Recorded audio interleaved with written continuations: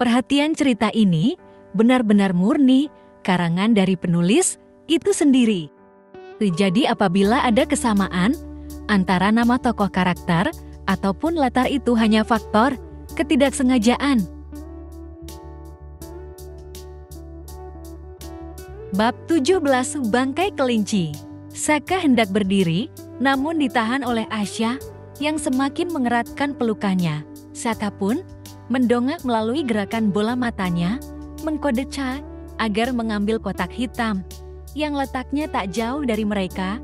Pecowok blasteran Cina Indonesia berjalan pelan. Semakin dekat dengan kotak itu, Mo busuk semakin menyengat indera penciumannya. Chai meraih kotak itu dengan menahan nafas. Gila. Siapa yang berani melakukan hal ini?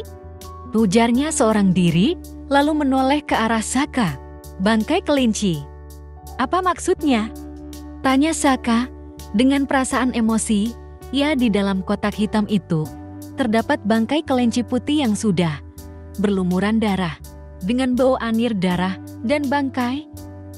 Kamu menemukan ini di mana sayang? Di loker. Tasya mengangguk pelan, tubuhnya masih gemetar. Brands bintang X. Buang jauh-jauh bangkai itu, Chai. Rititah Saka, saya hendak membuang bangkai itu, namun tatapannya tertuju pada dua angka kecil yang berada di tubuh kelinci itu yang diukir angka 17,5. Apa maksud angka ini? Ujar Chai membuat kedua sejoli itu mendongak menatap bangkai kelinci itu. Angka itu lagi. Lirih Asya menatapnya lagi. Kamu sudah lebih dari satu kali mendapat teror kayak gini? Cikcar Saka penasaran. Dengan paksa Asya mengangguk ragu. Kenapa nggak bilang sayang? Kenapa kamu nutupin ini dari aku?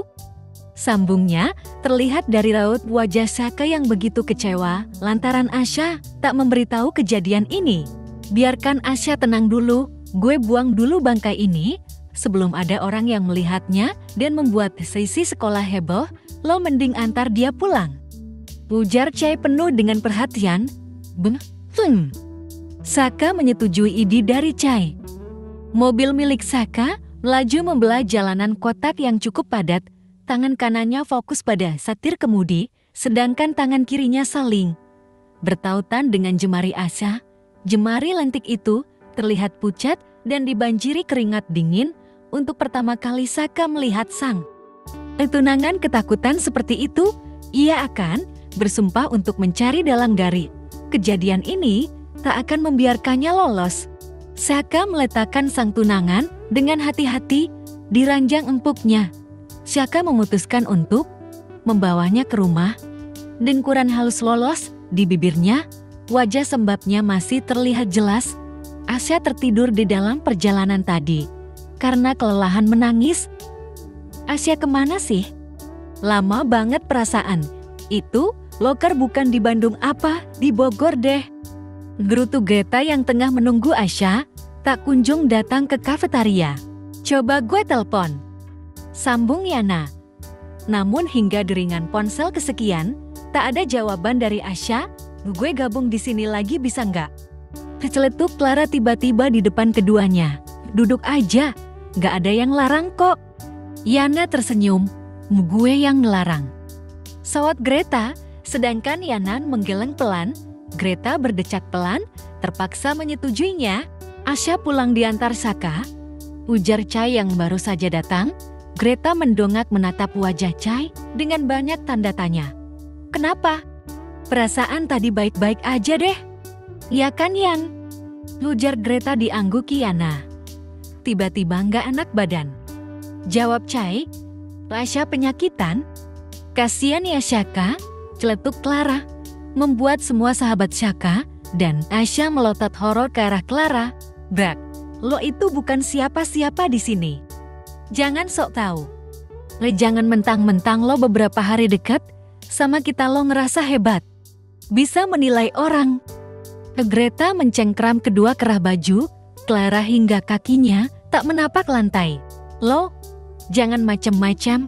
Asya itu baik, dia cewek polos. Tapi kalau lo udah menyentuhnya, habis lo. Sarkas Greta dengan suara rendahnya. Greta melepas cekalan tangan itu, membanting Clara, hingga ia sampai terhuyung ke belakang. Beruntung ada Elvis yang menangkapnya dari belakang. Elvis baru datang entah dari mana. "Lo apa-apaan sih? Kasar banget jadi cewek," maki Elvis kepada Greta. Hal tersebut membuat darah Greta semakin mendidih. "Lo," tunjuknya kepada Elvis, "nggak tahu apa-apa, sebaiknya lo dim. Gue jijik lihat lo berdua." Sambungnya kali Greta pergi, meninggalkan mereka semua yang ada di sana. Mengabaikan kepergian Greta, Elvis menatap Clara yang kesakitan. "Lo nggak apa-apa?" "Maafin Greta, dia memang orangnya suka gitu, semena-mena. Ini salah gue kok. Greta, benar gue emang terlalu ikut campur urusan kalian." Lirihnya meneteskan air mata buayanya. Elvis menuntun Clara untuk duduk kembali, memberikan air mineral yang ada di meja itu. "Lo gila, Fis, gue tau lo playboy nggak bisa lihat yang bening, dikit langsung belok. Tetapi lo seharusnya jangan buta." Rihanna bersuara, lalu menatap keduanya secara bergantian. Tak dipungkiri jika Yana pun merasakan sakit hati yang sama dengan Greta karena perkataan Clara barusan. "Salah gue di mana, Jir? Jelas-jelas dia udah bikin Clara kayak gitu." Gerutunya, "Tidak semua yang terlihat adalah kebenaran. Hati-hati jangan terlalu bertindak bodoh." Chai bersuara, malam hari hujan turun dengan cukup deras. Langit gelap hanya diterangi kilatan petir yang sesekali menyambar. Suara gemuruh guntur menggema dari kejauhan, suasana malam yang cukup mengerikan. Di dalam ruangan di kediaman milik Saka ini tak kalah menegangkan dengan kondisi di luar. Sosok gadis cantik ini sedang disidang oleh dua pemuda tampan yang terus menatapnya intens tanpa mengedipkan matanya. Pak Asya seolah sedang diultimatum oleh Saka dan Chai. Hanya berdua, sedangkan Elvis malam ini tidak bisa ikut bergabung karena ia sedang menjadi anak yang patuh. Di pesantren sedang diadakan acara yang cukup besar. Elvis sebagai anak dari pemilik pondok tentu tidak boleh absen dari acara tersebut. Mau lo melotot sampai biji mata lo keluar juga sama hasilnya. Tetap sipit itu mata. Kakek Asya mengejek Cayang. Memang mempunyai mata sipit keturunan Cina itu?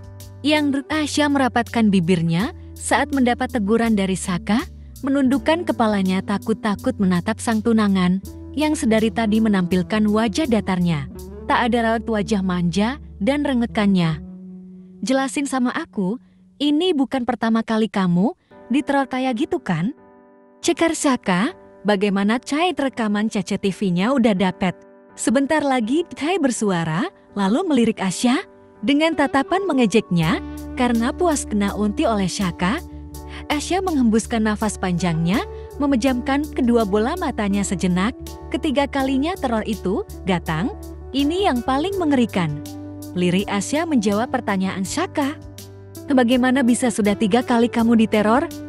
Kamu ketakutan? Sendirian?" "Aku kayak orang bego yang nggak tahu apa-apa, sayang nggak." Liriknya frustasi.